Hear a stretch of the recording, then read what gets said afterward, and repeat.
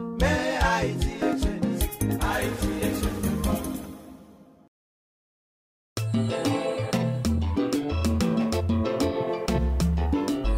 Hello everybody, this is Cool P from HaitiXchange, and we have here with us today Dayanne Danier, the co-founder of Fleur de Vie.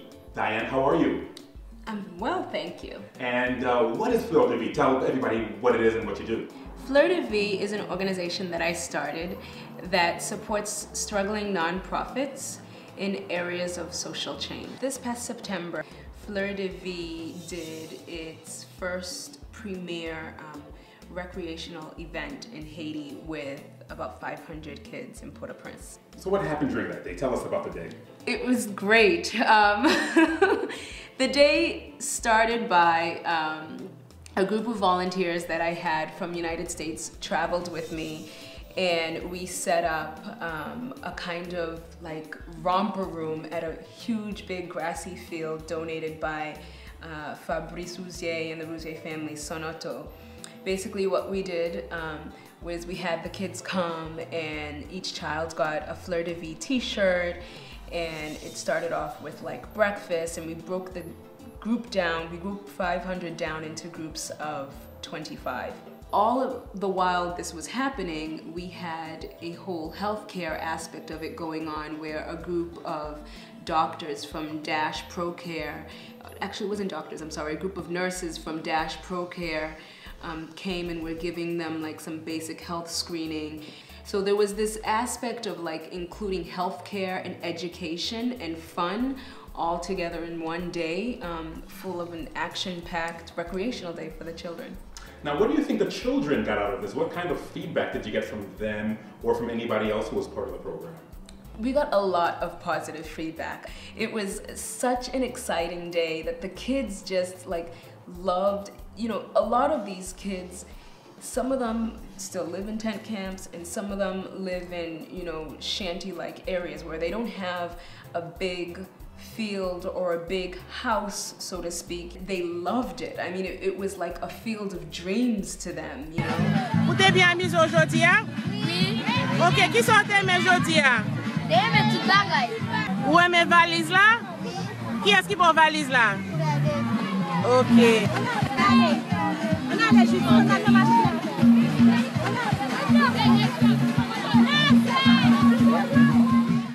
Just recently I had one of the instructors say to me, Dayanne, what you did was like something these kids have never experienced before, and I don't know if they'll ever experience it.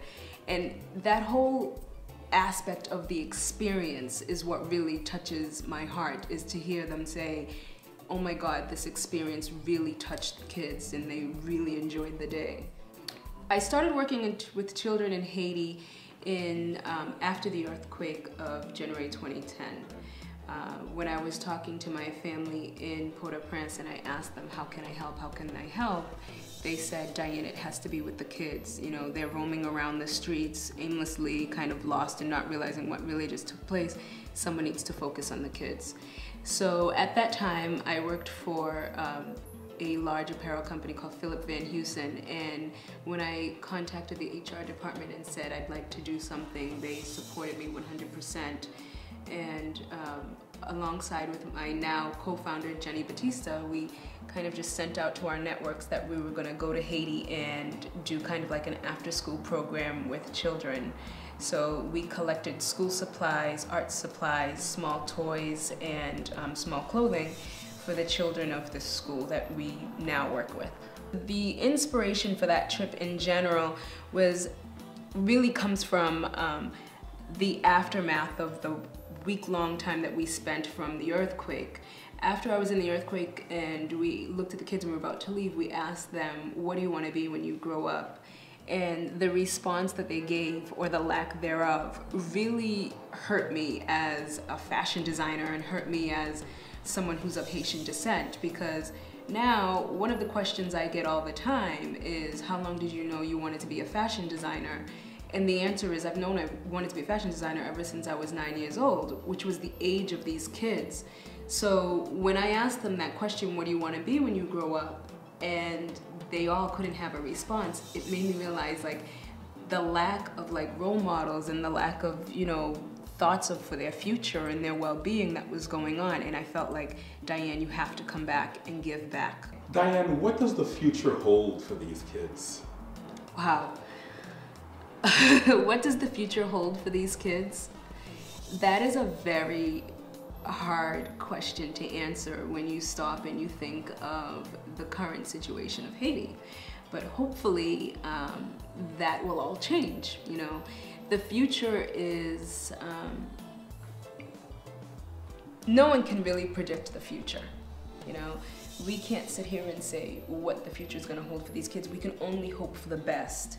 And one of the missions of Fleur de Vie is to show these children, you know, positive images, positive role models, people who really care about their future, about their education, so that way they can see and they themselves can dream for a better future than what they currently have. How do I get involved in Fleur de Vie? As somebody who may want to be involved or go on a trip with you or volunteer, where can I find you? You can find us in two areas. Either you can go to us online at www.fleurdevieonline.org, or you can find us on, actually 3 areas, or you can find us on Facebook underneath Fleur de Vie, or you can find us on Twitter at FleurDeVie.org on Twitter. Okay, any last words for the viewers on HaitiXchange? The one thing I want to say as the last words is that, you know, the time for Haiti to have change is now, and it's very important for people to look at Haiti with a new vision and with a new commitment, a commitment that's true to their heart and true to the people. And if you ever want to find an organization that you know that you can trust and is doing positive things in Haiti, it's Fleur de Vie. Dayanne, I'd like to thank you very much for appearing with us here on HaitiXchange, and I wish you the best of luck with Fleur de Vie. Thank you very much. You're welcome.